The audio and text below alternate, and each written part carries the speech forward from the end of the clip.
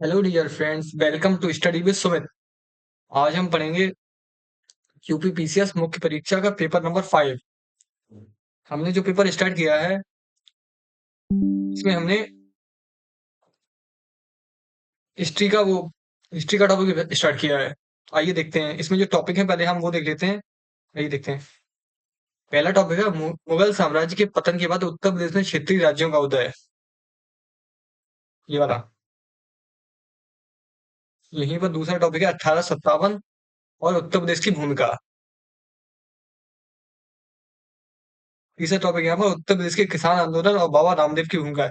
ये बहुत ही इंपॉर्टेंट है, ये वाला किसान आंदोलन और बाबा रामदेव वाला। ये बहुत इंपॉर्टेंट है। ये नेक्स्ट पे हम जाते हैं। उत्तर प्रदेश के सामाजिक धार्मिक आंदोलन। ये आपने मॉडर्न हिस्ट्री में भी पढ़ा होगा, आप यहाँ भी पढ़ेंगे। अब है गांधीवादी आंदोलन और उत्तर प्रदेश। ये वाला। उत्तर प्रदेश के क्रांतिकारी आंदोलन। ये। ये नेक्स्ट पढ़ते हैं। साम्यवादी आंदोलन और उत्तर प्रदेश। ये वाला।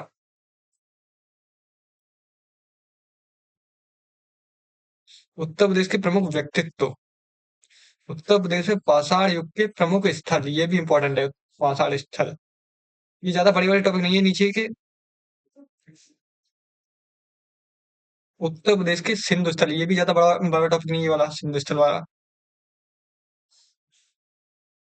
प्राचीन काल में उत्तर प्रदेश के गणराज्य। ये। और महाजनपद। मौर्य साम्राज्य और उत्तर प्रदेश। ये।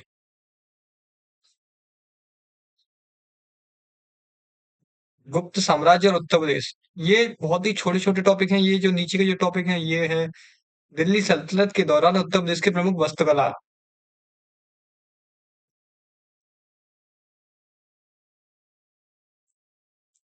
उत्तर गुप्त और उत्तर प्रदेश।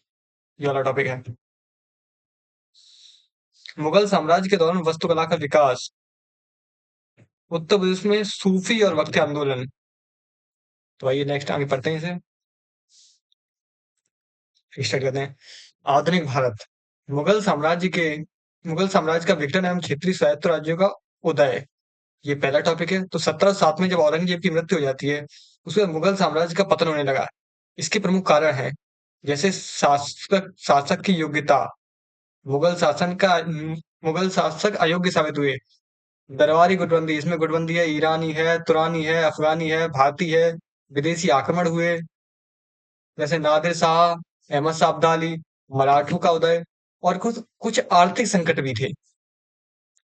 इसमें मुख्य रूप से जो जो क्षेत्र विस्तार हुई उसमें अवध है, फर्रुखाबाद है, रुहेलखंड है। उत्तर प्रदेश की हम बात कर रहे हैं इसमें। आइए अब फर्रुखाबाद। फर्रुखाबाद जो है वो मध्य दोआब का क्षेत्र है। जो फर्रुखाबाद का शासक था, संस्थापक, वो था मोहम्मद खान बंगस।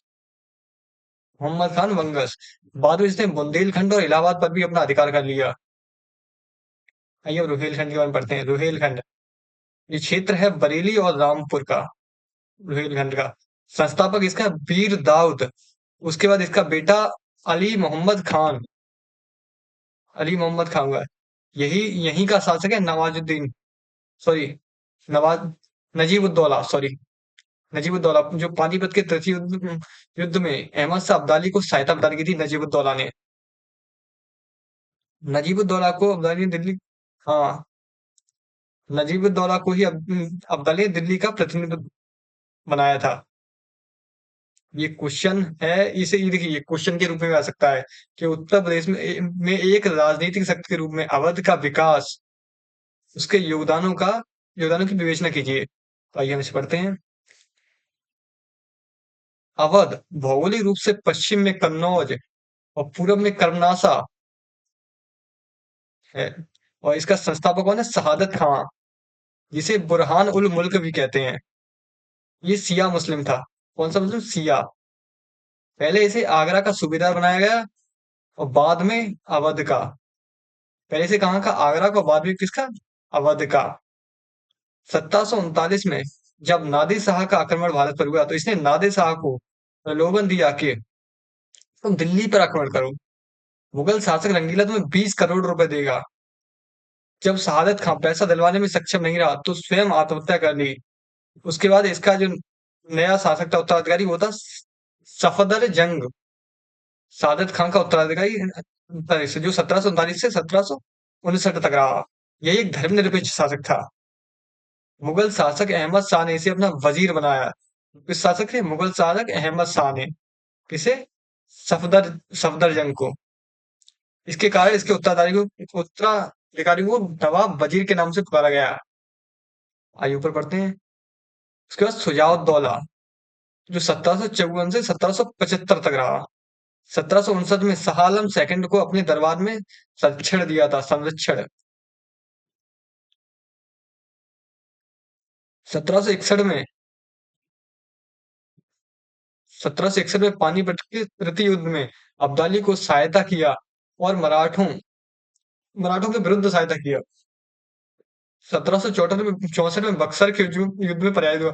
अगर आपने मॉडर्न हिस्ट्री पढ़ी होगी तो आपको पता होगा 1764 में बक्सर का युद्ध हुआ था, उसमें कौन कौन 3 लोग पराजित हुए थे? मीर कासिम, शाह आलम और शुजाउद्दौला। उसके बाद इलाहाबाद की संधि हुई 1765 में। इस संधि में क्या क्या हुआ है देखते हैं। इलाहाबाद एवं कड़ा कड़ा शाह आलम द्वितीय को देना मतलब दिलवा दिया। 50 लाख रुपए क्षतिपूर्ति के रूप में लिए और ईस्ट इंडिया कंपनी चुंगी मुक्त व्यापार करने की अनुमति मिल गई इसी में। इसके इलाहाबाद की संधि में। इसके बाद बनारस के राजा बलवंत सिंह को उसकी जागीर का पूर्ण अधिकार दिया। ब्रिटिश सेना तैनात होगी और जिसका खर्च अवध देगा। अवध में ब्रिटिश सेना तैनात होगी जिसका खर्च अवध देगा। आपके दरबार में एक ब्रिटिश रेजिडेंट भी बनाया जाएगा। ये ऊपर पढ़ते हैं। 1773 शुजाउद्दौला वारेन हेस्टिंग के बीच में बनारस की संधि हुई जिसके द्वारा कंपनी ने 50 लाख रुपए लेकर कड़ा और इलाहाबाद का क्षेत्र नवाब को सौंप दिया। देख रहे हो? उसी से लिया और उसी को रुपए लेके सौंप दिया। आसफुद्दौला 1775 से 1797। इसके समय में लखनऊ को अवध की राजधानी बनाया गया। इसके आसफुद्दौला के समय में, इसमें ज्यादा नहीं है। इसी के समय में अवध की बेगमों को बेशर्मी से लूटा गया। इसके समय में आसफुद्दौला। इसके बाद 2 शासक और हैं। 17 वजीर अली 1797 से 1758 और सादात अली 1798 से 1819। सादात अली ने 1801 में इसी ने लॉर्ड बेलेजली के साथ सहायक संधि स्वीकार की थी। किसने? सादात अली ने। याद रखना ये बात। सहायक संधि में लोअर दोआब और रुहेलखंड का क्षेत्र दिया। 1774 में सिराजदौला ने जीता था जो उस रुहेलखंड का क्षेत्र था। 1774 में सिराजदौला ने जीता था ये वाला क्षेत्र। आइए ऊपर बढ़ते हैं।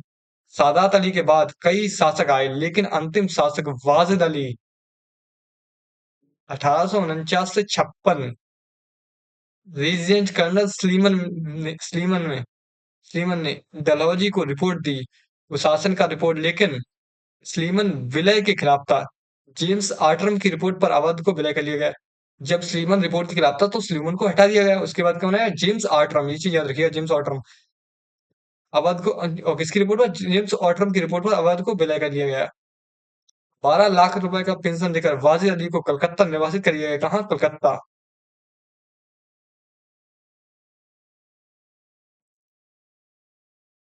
ये कहाँ? कलकत्ता।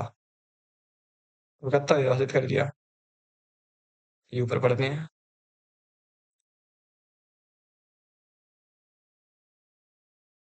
उत्तर प्रदेश में ब्रिटिश राज्य का विकास।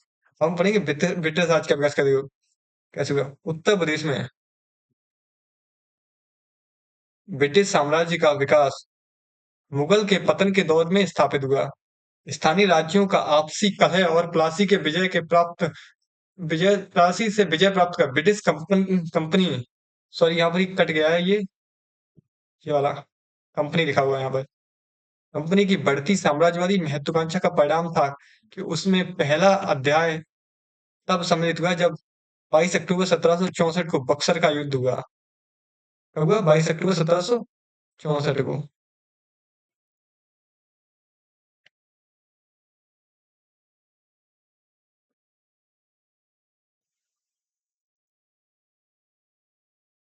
1794 में बक्सर का युद्ध हुआ और अगस्त 1765 में इलाहाबाद की संधि हुई। इसमें अवध को ब्रिटिश कंपनी ने अपने ऊपर आश्रित कर लिया। ये इंपॉर्टेंट है ये। आगे बढ़ते हैं। उसके 1773 में बनारस की संधि हुई और 1775 में फैजाबाद की संधि हुई। जो आसफुद्दौला बनारस का क्षेत्र कंपनी को दे दिया। किसमें? फैजाबाद की संधि में आसफुद्दौला ने जो बनारस का क्षेत्र था वो कंपनी को दे दिया। 1801 में सहायक संधि हुई।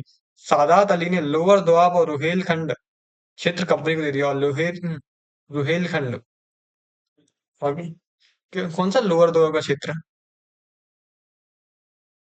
इसी में यहीं पे हमने ऊपर एक चीज बात और पढ़ी थी। आप लोग कमेंट में बताएं रुहेल का खंड का क्षेत्र किसने जीता? अभी हमने ऊपर पढ़ा था। 1803 से 5 द्वितीय आंग्ल मराठा युद्ध हुआ।